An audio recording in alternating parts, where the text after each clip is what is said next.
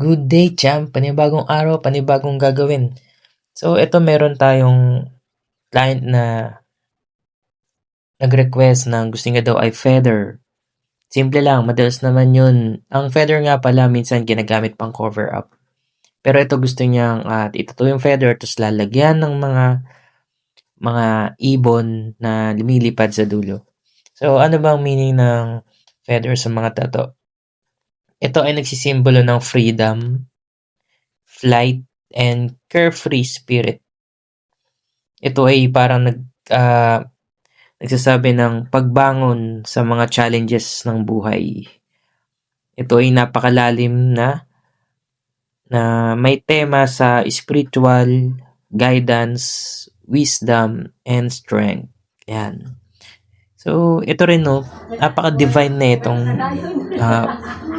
ganitong klaseng tato na feather. So, after ilang minuto na ginawa natin, ito na yung feather na ginawa natin para sa kanya. Tapos yung mga letters dyan, pinahabol niya na lang din.